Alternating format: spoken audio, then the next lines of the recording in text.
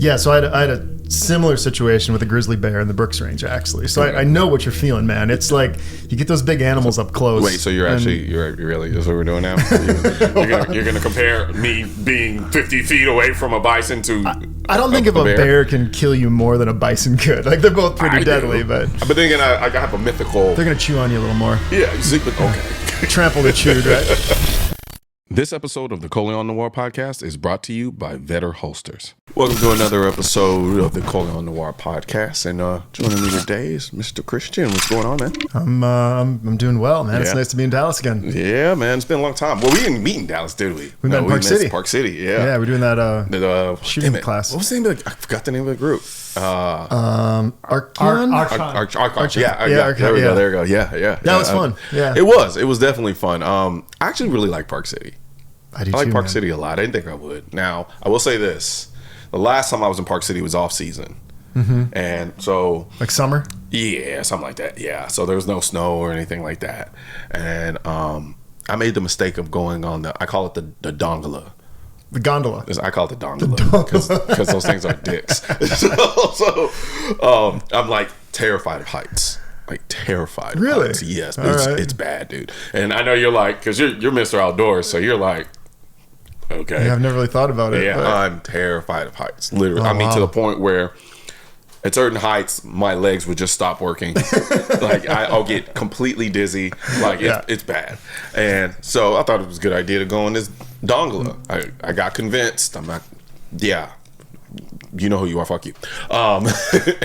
So I'm on the dongola, and it's kind of cool. Everything is about perception for me. Right. So when we're kind of going up, I can we're high, but you know, there's 10 the ground. feet off the ground. Yeah, stuff like that. I So know I'm like, exactly canyons you're talking about. You come over that Yep. hill, Oh the my bottom God. drops out. I was like, I was perfect. I was fine. So we're in there, and you know, we're having a conversation, having a talk, and everything's fine. And I'm like, and then you crest that top point, Yeah. and then it just opens. Oh, yeah. And so there's no snow to kind of camouflage how deep it really is. But Right. then there's also something kind of comforting about all white snow. Like, you know, it was just kind of blankets everything. Yeah, so you got a pillow below you. Right. Yeah, not in the summer. No. It's all rock. No, yeah. Yeah. And then I remember seeing that my stomach just dropping. And I'm like, and I'm talking to this person, trying not to embarrass myself because I'm terrified of heights. They don't know this. Right. And so I'm sitting there. If I was white, I'd be red or pale. Like just about as pale as I could possibly get. And I'm looking down. I'm like, okay, keep it together while trying to keep this conversation going that's going on right now. And I'm like white knuckling the seat where I'm on. And then the dongola, which is why I call it the dongola, then it starts swinging. Oh, really? Yeah, because they that's not decided fun. to stop right in the middle of the deal. Oh, yeah, there so you go. now we're stopping, so it's kind of swinging a little bit, and I'm like, oh, these guys are dicks. And it wasn't busy. There was no one on there, so there was really no point to stop. But I guess somebody down there kind of was getting on. Yeah. And never again. I'm gonna make a note to send you some videos of gondolas falling off the cable after this, just to reinforce, That's make you feel better. Yeah, well, it doesn't matter because I'm never getting on one ever again. I think Park City's better in the summer and the fall than it is in the winter. I mean, everybody thinks about skiing, but Yeah. I mean, I'm like a pretty avid hunter, and you know, I love mountain biking and fishing. That's why I live there. I love all that stuff, and it is such a Narnia up there. And I always tell people, like, I have elk in my front yard, and then I can be at the gate at an international airport in like 45 minutes. Like, there are very few places in the world. I probably shouldn't say this because we have enough people moving there already. Yeah. But it's really cool in that aspect. Yeah. You know, you have a big city down the hill in Salt Lake. Park City's got all the Olympic facilities. And the nature is just, it's like the #1 rated mountain biking city in the world. I did not know that. One of the top fly fishing destinations. The hunting is awesome. It's endless, man. So for a guy like me, I love it. Yeah, I'm a city rat. Yeah, so we were for talking about that, yeah. So I'm like, give me pavement, ambulance, shooting, stabbings, you know, just the randomness of chaos, right? But you know, getting into firearms for me, it helped me start to really appreciate being in the outdoors. You've been as hunting well. more now, right? Yeah, exactly. Yeah. I've seen some of your videos. Yeah, and- I make myself look a lot cooler in those videos. I am a bitch when I'm actually out there. I'm just like, do we need to keep walking this far? Or like, I'm tired. I can't breathe. What was your favorite hunt so? so far? Elk, buffalo? In the moment or after the fact? I don't know. I know this sounds like weird. I'll explain why. Okay. In the moment. In the moment, I'd say buffalo. Yeah. I'd say the buffalo. They're intimidating once you get on the ground next to them. Yes, very much so. Because I remember specifically when I took my first shot on the buffalo, he was a beast. Like, I mean, he was a fighter too. He would not go down. And I remember watching him through my optic, and I'm like, dude, just drop. Like, I mean, you're bleeding through your nose. Like, just drop, please. Yeah. And then his other two friends picked up on it, and I didn't know this about. They started getting protective. Yeah. Well, no, they started attacking him. Oh, you're attacking him? Yeah. Yeah. Oh, okay. Yeah. Though I guess the guy who explained it, he said something to the effect of what happens is, in that group, once they sense weakness, sure, that they'll start vying for who's going to be the next alpha. Yeah. And so I'm like, all right. So I've got to give a quick shout out to Vetter Holsters. They're now sponsoring the podcast. I've been using their light tuck Kydex inside the waistband holster, and what I really like is how adjustable it is. You can tweak the ride height and cant to get it exactly how you want. Plus, they've got holsters for over 450 gun models in 75 different colors, so you can pretty much find whatever you need. But here's the thing that really sets them apart: their customer service. I've heard so many stories about how they've gone above and beyond to make sure you're happy with your holster. And with a lifetime warranty and a 30-day money-back guarantee, it's clear they stand behind their products. If you're in the market for a great holster, check them out at betterholsters.com. Wait, what's going on? And then they're like, so the two bulls start chasing the bull that I shot. I don't even know if I'm using terminology correctly. So he takes off running. And I'm like, no, where are you going? Where are you going? No. So now they're chasing him. And then so he comes around like one of the opposite hill that we're on. So now we got to track him in that direction too, with those two guys chasing after him. Then there's this like a little smaller one. So finally he drops and then starts to die. And then the smaller one is like goring him like this while he's on the ground. And then the other two bulls, they start fighting each other. Everybody's just warring, right?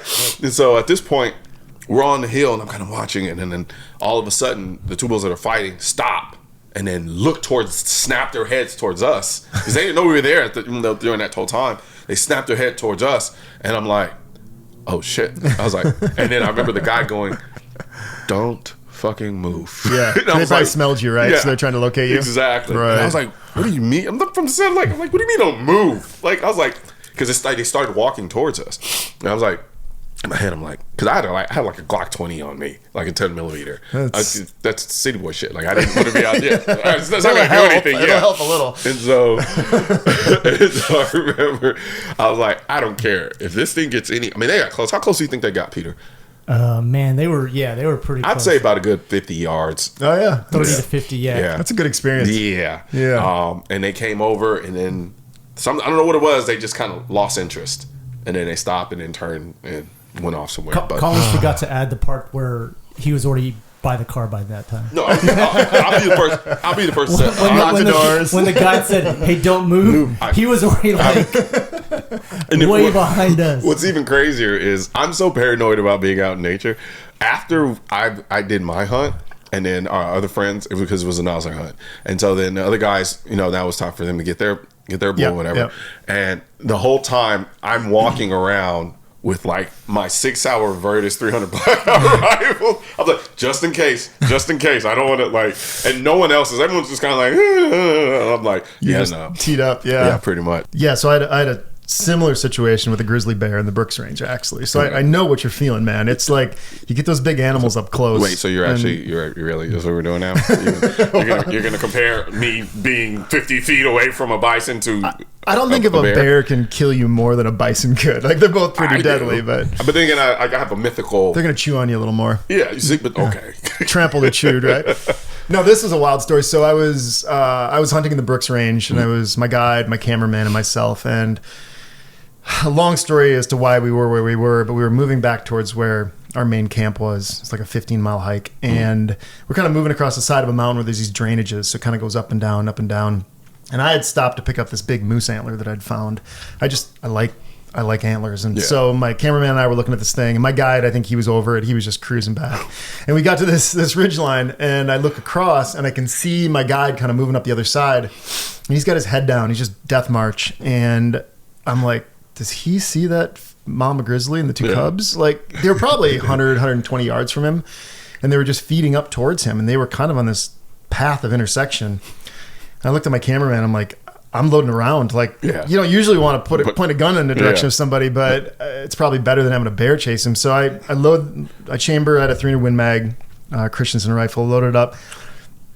And then he saw the bear and he starts yelling like, "Hey bear, get out of here!" And that bear starts standing up on its hind legs, and the kids are all standing up. And he just, I mean, he's a very experienced guy. He was probably fine, but he's yelling, and the thing's not really running away. And then finally, it's like, I'm going to move away from this guy. The problem was he started moving right at us. I look at my cameraman and I'm like, dude, do you have, like, I had given him a 9mm because he didn't have a gun with. I'm like, just take this with. And I had a rifle and I'm like, dude, get ready. And he put the camera down and they kind of they got down to the bottom of the drainage, and then I yelled because I didn't want her to be surprised 20 feet from me. And she hits the brakes and looks at me and looks back at the other guy.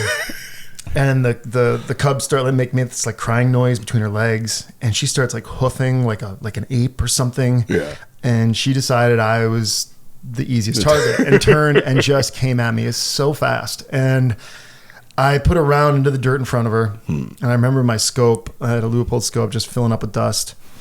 I rechambered another round, and when I looked up, she was peeling off down the canyon. Like, I didn't want to shoot her because it kills the cubs, right? But I didn't want to meet her either. So that was probably one of the bigger adrenaline dumps of my life. Yeah, I can imagine that being the case. Yeah, I can definitely imagine that being the case. So we kind of worked our way over to the guide, and he's like, "You guys done fucking around now?" I'm like, "Yeah, I'm good. I'm good." And then we were working our way back. We find another male grizzly and ended up shooting him because it was one of those things where, like, I didn't want to do that again. Right? We saw him from a long ways off. He was moving our way.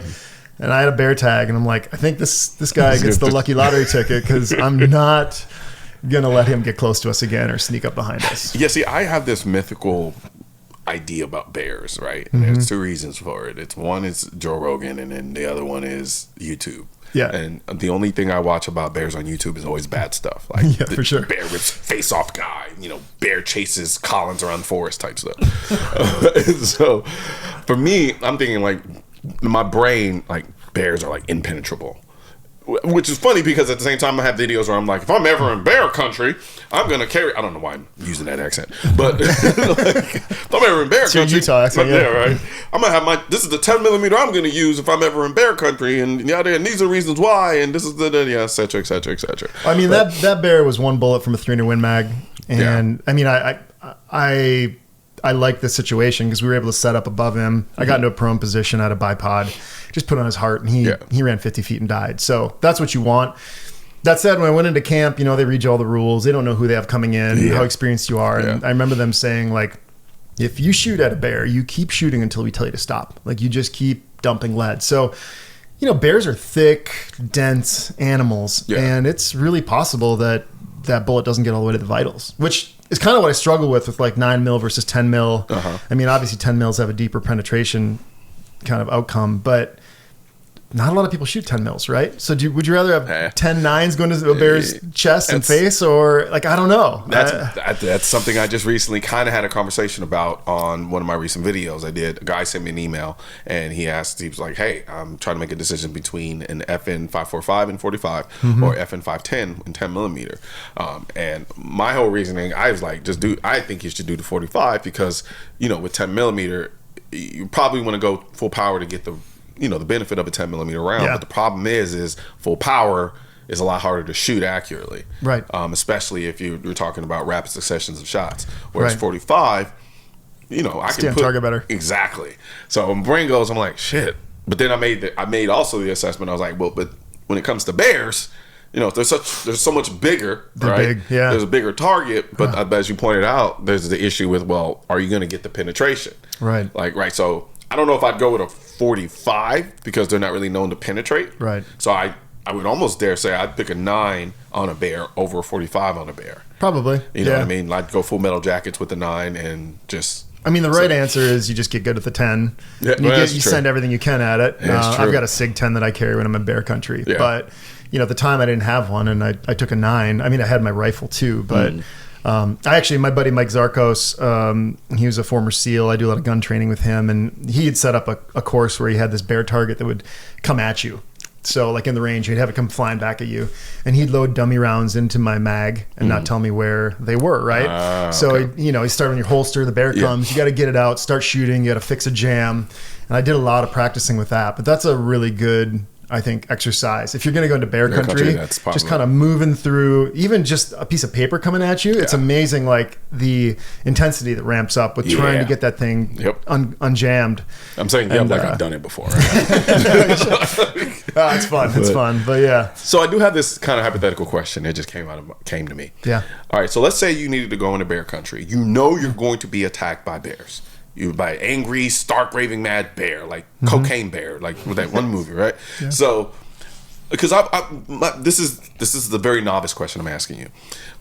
Because in my mind, I'm like, all right, if I know I'm going to be hunting bears, and I know you have 300 Win Mag, and I know they're not, there aren't 300 Win Mag gas guns like that, but I'm like, I probably want to run. I'm like, I probably maybe want to do like a 308 semi or something like that. Like, you know what I mean? Like, so if you knew, and it wasn't for the purpose of hunting, just purely self-defense. Yeah.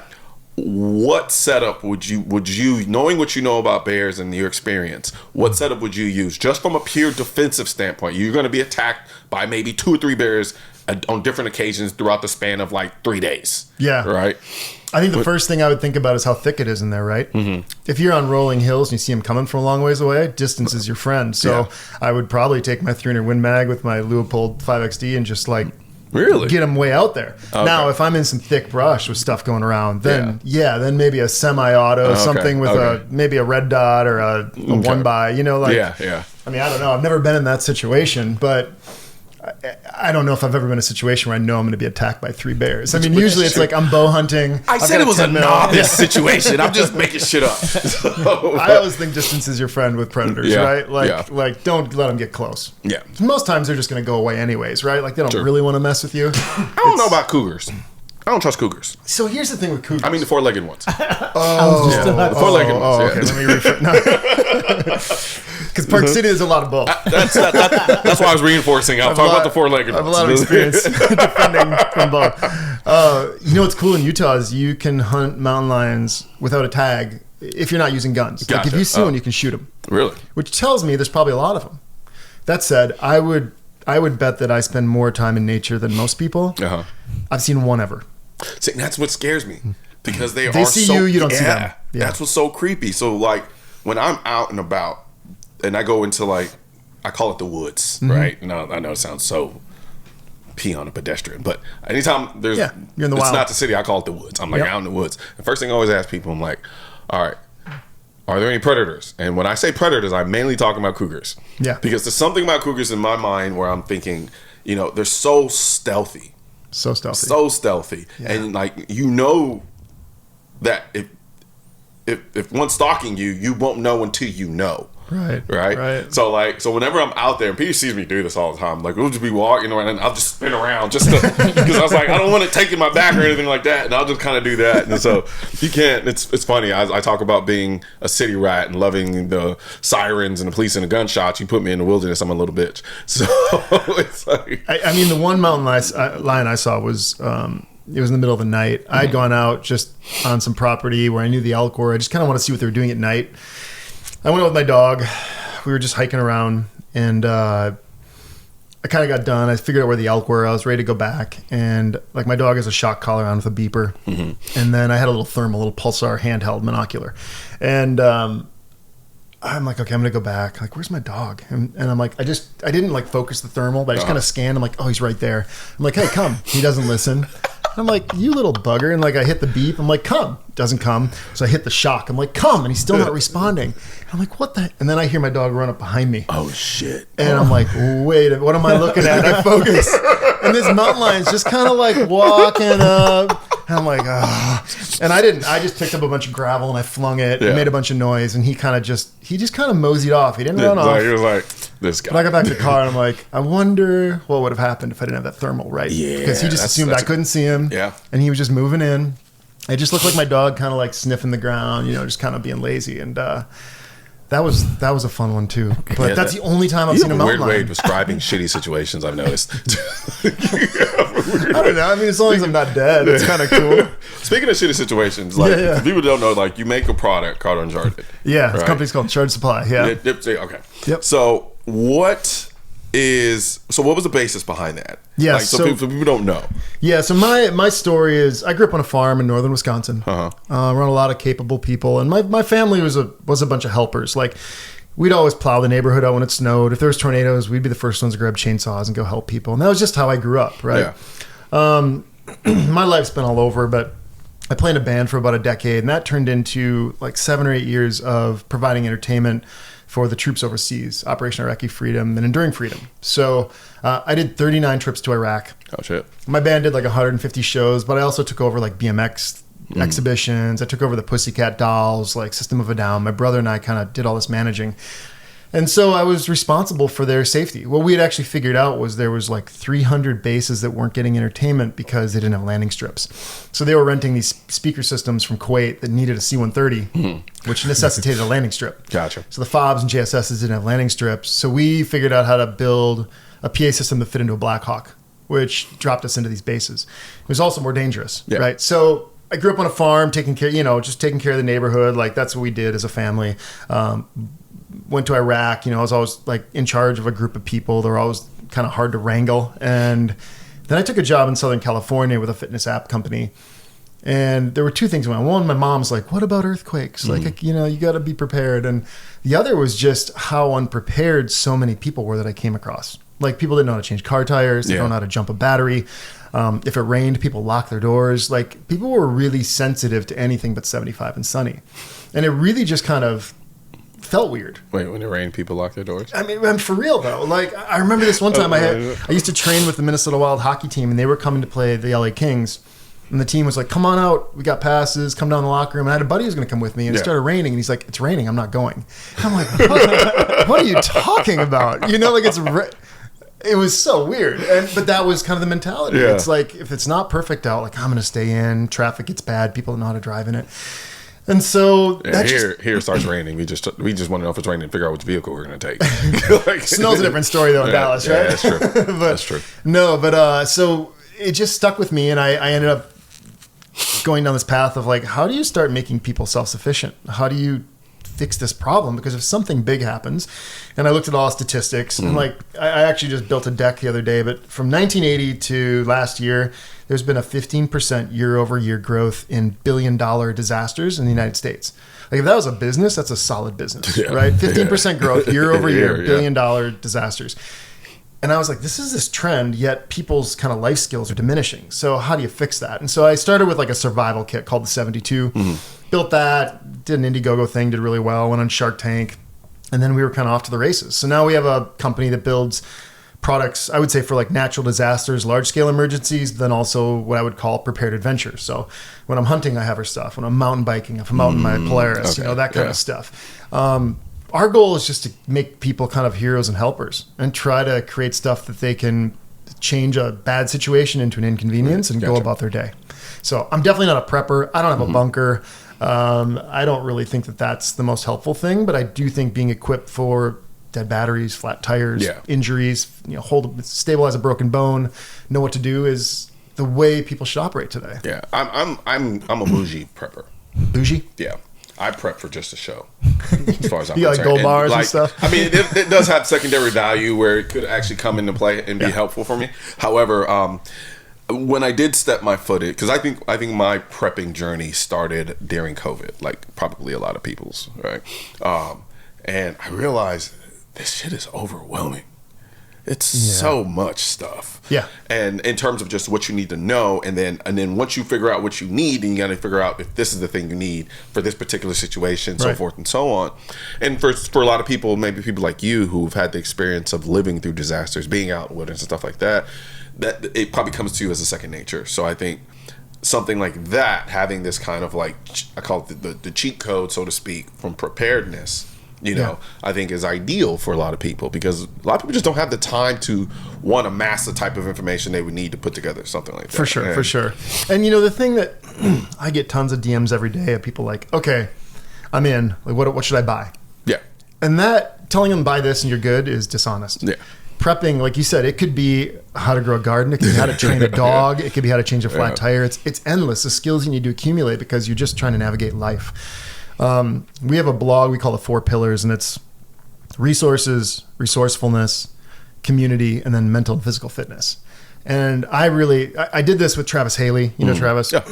We sat down and went down to his place in Phoenix, and we just whiteboarded all sorts of different scenarios and how do we put them into buckets. And I think prepping is kind of like, I hate to say prepping, but improving your capacity to deal with emergencies. Yeah, you're preparing yourself for whatever you think you might encounter. I think prepping is perfect. I think it's just because it's kind of taken on this I don't want to say negative connotation to it. Well, but it's like that John Goodman in 10 Cloverfield Lane where he's just waiting for aliens, right? Like you don't have to be like a total conspiracy theorist to like have a good first aid kit and some vehicle supplies in your car.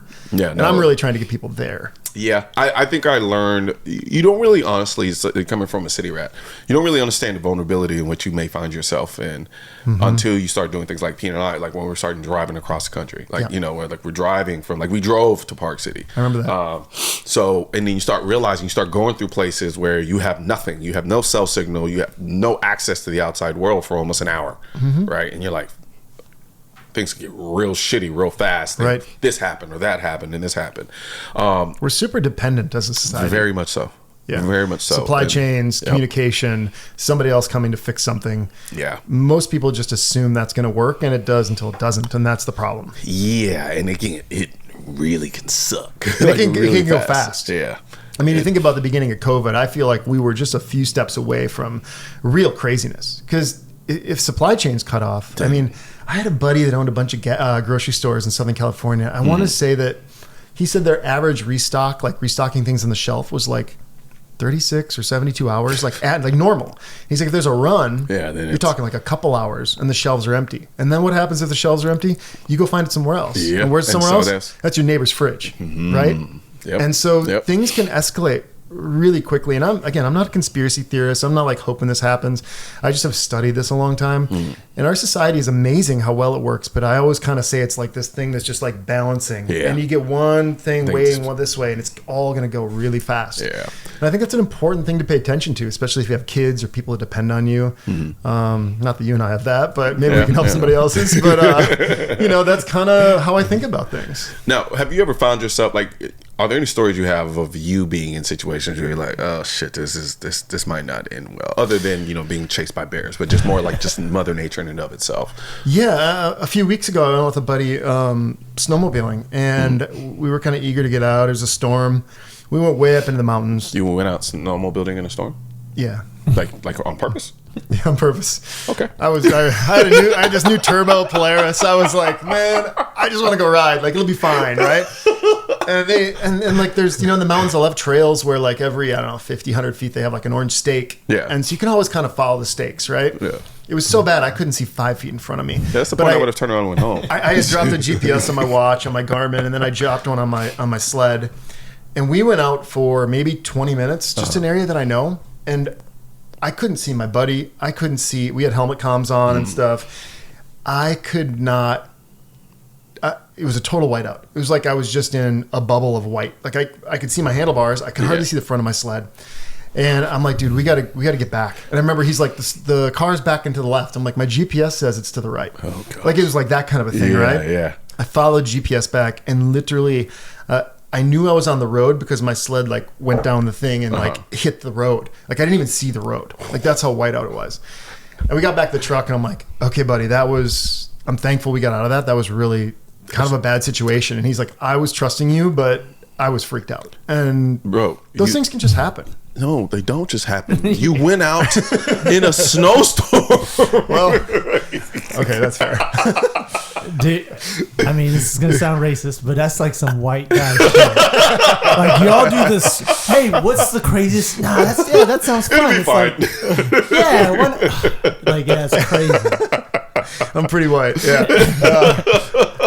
Because if I were there, I've been literally, you would have saw my black ass on the couch with my feet kicked up and like, y'all have fun. Throw another log in the fire, yeah. But then I'm also the guy, I mean, I'm not going to say this, but I mean, it's like, I can kind of understand in a lot of ways because like I'll put a car on the road and do 130, 140. Yeah. And people are like, you're fucking crazy.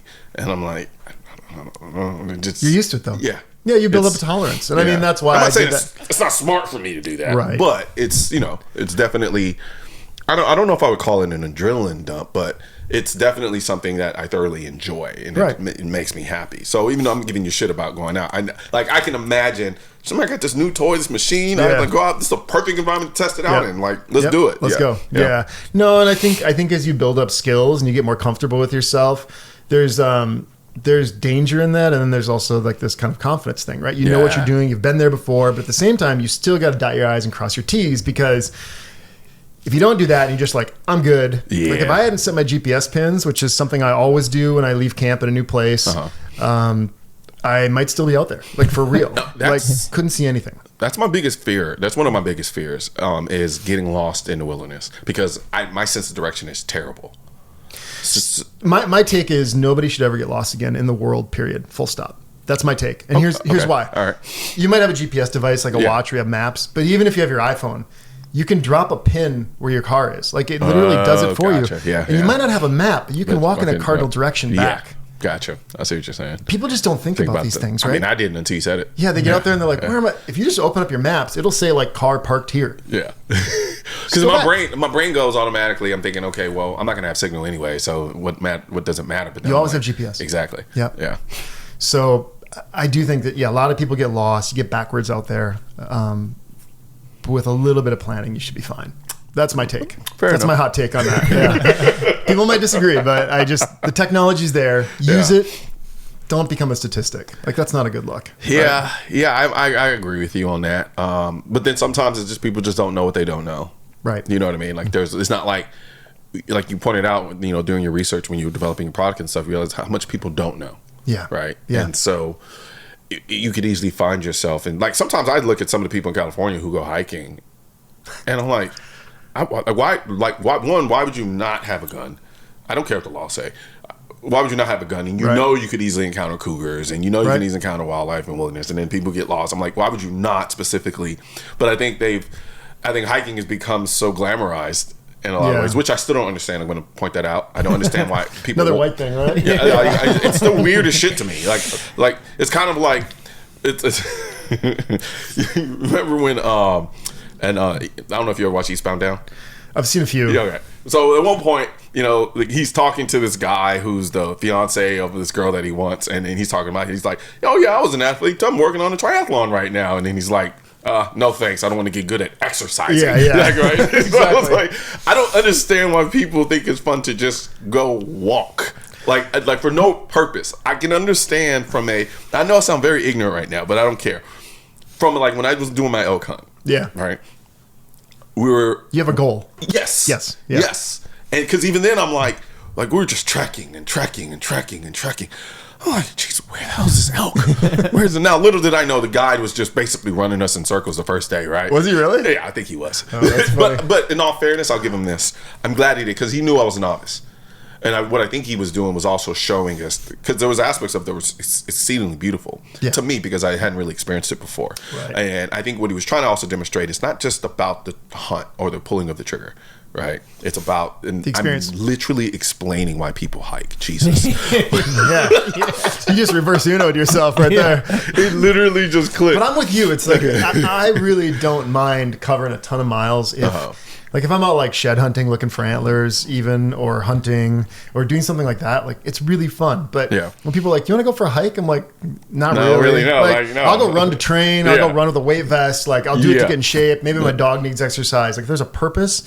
But that was like the thing when I was in Southern California too. People are like, yeah, you want to go for a hike and get a coffee? And I'm like, that sounds horrible. Like, I don't know. Just walking down a boardwalk. I mean, there is some value to nature, but if you're getting enough nature, I'm not a hiker either. I like doing it in cars. I'll tell you this. I used to climb. I used to do a lot of mountain climbing. Not a lot, but I did a decent amount of mountain climbing. And I remember we went up the Grand Teton. It was a really snowy year. The guides tried to make us not do the trip because it was just, the trail was so snow packed. It was pretty dangerous actually. But I remember it was like June. And we get to the very top. We get to the top, and I swear to you, the top of the Grand Teton is smaller than like this room, right? And guess what's up there? Nothing. It's just white, right? Yeah. And I remember looking down in this lake, and I could see a guy slalom water skiing and his like wave back and forth behind this boat, and I'm like, what am I doing? That looks way more fun. And I kind of stopped mountain climbing after that. Like I trained for Everest. I got hurt. I didn't go. Like we had some cool stuff going there, and like I've done a bunch of the big mountains. And I just got to a point where I was like, you get up there and there's nothing there. And then you go back down. I'm glad you said it. And here's why. It is so mucked up. But so I've gone down recently. Funny you brought this up. I've recently gone down this like Mount Everest video watching. Oh yeah. On YouTube, right? Mm-hmm. And every video I watch, it's fascinating. But every single time I go, why the fuck are they doing this? It does. I'm like, and even now, considering it's become an essential outdoors amusement park where you're standing in line. The biggest risk is other hikers now. Yeah, it's way too dangerous because of that. In my opinion, crazy in my mind. I mean, like you're standing. First of all, I couldn't do it just because of my fear of heights. Like, and I'm so susceptible to altitude. It's insane, right? Because I'm a swamp baby. Like, probably don't want to do that. No. Yeah, like I will not survive an Everest hike. I don't care how much I train for it. It will not happen. It just, I won't make it back. So just put a green jacket on me and just say, there's Colion Noir. That's marker number 1. Like I'm being dead serious. So, but like, you know, when you see the videos and you see the lines of people waiting so that they can go to whatever the summit and then they get to and what's even crazier is the people who get to the summit and then die on the way back down. Right. Going down is more dangerous. That's for sure. I was like, and then you realize they're paying upwards of $100,000 to do this. Yeah, yeah. And I'm like, this is nuts. But then again, I will actively seek out. I did this in San Francisco. I went in San Francisco. I took a trip to San Francisco one time, and I remember I rented a car. I rented a car in Turo. It was a 991 GT3. And I was in a downtown hotel in San Francisco, and then I said, okay, I'm gonna find the mountains out and wherever, I can't remember exactly where it was, but I plotted a course. Yeah. Literally plotted a course in the mountains to drive. And keep in mind, like, it wasn't that warm, so some of the roads were still slick with ice up in the mountains. So, and I plotted a course for like an hour and a half, and I literally just drove. And it was one of the best experience of my life. Yeah. And you know, some people are like, so where did you go? I was like, I didn't go anywhere. I just went, I just drove the road and then I came back to my hotel. Right. And I loved it. And so I guess, even though, you know, it's easy for me to make fun of other people doing stuff like that, but at the same time, I can still kind of relate a little bit. Well, there's like a human thing that makes you want to stand on the top of things, right? There's that. They call that ego. It could be ego. I mean, I've done triathlons and marathons, and it's like, it doesn't make sense, but it's just fun to like see how far your body can take you sometimes. Which is true. In a way, I get it, but like back to the Everest analogy, there's so much dumb risk up there, in my opinion, now that it seems silly. Yeah. Because it's not just you versus the mountain. It's you versus, are those 100 people in front of you as trained and prepared as you are? Because if 5 of them are not, and they just paid their way in there, and now you're spending 20 more minutes up there than you should have, that could be life or death for you. And for me, that's not worth the gamble. And then what's crazy, it's even crazier too, is it almost like you have to confront a goal you want, along with a potential of confronting your own morality from the standpoint, if you're coming back down and you see somebody who's struggling to get up and you know they're going to die, right? I have to make a decision. Do I leave them? So now I'm questioning, well, if I do try to help them, I could die also. Yeah. And so it's like very every man for themselves up there. Yeah. Yeah. Yeah, that's a wild one. There was a while I was training for a kind of an interesting thing up there, but no interest anymore. Nope, nothing. I'd rather just go chase elk. Fair enough, man. It's way fun. But no, man, I really appreciate you coming on the podcast. You know, you're always welcome back whenever you can tell me some more of your stupid ass stories. They're actually really fucking interesting because I know I'm never going to do it, so I get to live vicariously through you. Do you have any more hunts planned coming up? I don't have any plans, so to speak, but I know I can tell you some of the hunts that I want to do. Okay. I kind of want to do some varmint stuff. Okay. I know it sounds weird, but I kind of want to do some varmint stuff. I'm entertaining the idea of a bear hunt. Mm-hmm. I'm still kind of on that hell no side. Just do it. And Peter's just cringing right now. Like black bear or grizzly? Or? I don't know. I don't know. I have a friend in Montana who keeps asking me. There you go. I don't know. We go to a spring bear hunt every year in Montana for black bears. You should just come with us. It's actually you'd like it. We drive the Polaris's up and like in the middle of a snowstorm. Yeah, I mean, in spring you never know, right? But at least you've got a little like heated cab up there if you need it. But it's pretty fun. It's a good time. I mean, it's just beautiful out there in Montana. Yeah. So I would encourage you to do it, man. Okay, I might have tried to. I might. I'll let you know. I like it. I've got a. I'm going. Do you know Andrew Arbito? He has Half Face Blades, that company. I don't believe so. He's a former SEAL. He's a really good friend of mine, and we planned this like rip through the Southern Hemisphere next month, where we're going to be in South Africa for 10 days. We're doing some like charity stuff there, where all the meat's going to these schools that have orphans and stuff, which is kind of cool. Yeah, we get to hunt, and then we're going to New Zealand to hunt stag and tar. So I've got like 3 weeks down there that I'm getting pretty excited about. But they're going to heli drop us in and just leave us alone for 10 days and see what we find. Yeah, don't invite me to that shit. It's not happening. No? So fun, man. No. And I think a lot of it really honestly is due in part because I don't have the confidence of self-sustainability. I'd be too reliant on your knowledge and other people's knowledge. Yeah, but that's how you get it. Fair enough. Yeah, you go with people that know, and then you learn. And I mean, that's how I learned, right? I mean, that's how I learned all the shit I know about guns. Right. So that's something you have to encourage people to do. I mean, not just you, but there are so many people that are city dwellers, right? Yeah. And they're like, I don't even know where to begin. It's like you have to take that first step, and it kind of opens up a Pandora's box of things you can learn and maybe new hobbies. Being dropped from a helipad in the middle of New Zealand is kind of a bit more than a first step. I'm just saying. Yeah, but it's not Alaska. It's not like it's going to be 30 below and like blizzards. Like the weather's fine. There's water. Like fair enough. There's nothing out there that's a predator. Like it'll be hard, but it's not going to be hyper dangerous. I mean, I'm not gonna lie. The idea of New Zealand didn't strike me as, oh my God, New Zealand, right? Like even in the name itself, New Zealand just seems a bit idyllic. Yeah, I think it is. I'm excited to go. You ever been there or no? No, I've never been. No, I've just seen it on the computer. Yeah. Screensaver stuff, right? Backgrounds. Yeah. No, that's cool. But no, I really appreciate it, man. I might see, now you got me challenging myself. I'm like, you're gonna call me, it's like, hey, you know that New Zealand trip? And I was like, I'm gonna hit you up at some point. We're gonna go do something because it's fun, and everybody I take is always like, man, they get the bug. Yeah. You know, like I have a buddy who listens to Rogan all the time. And he came to me a couple of years ago, and he's like, I'm officially a member of the Church of Joe Rogan. He's like, I want to start bow hunting.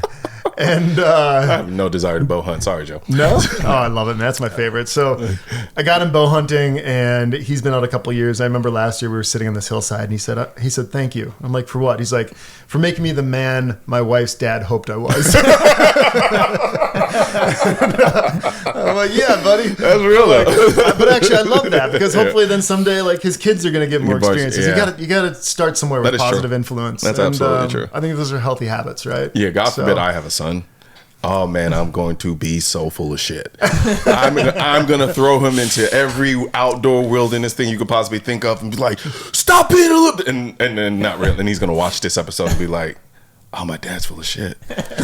He made it seem like he's been doing this his whole life." That's funny. Yeah. You'd pick it up fast, I'm sure. Fair enough. That's awesome. Fair enough. But no, I really appreciate it, brother. Yeah, man. Thanks for having me. Always, Appreciate it. always.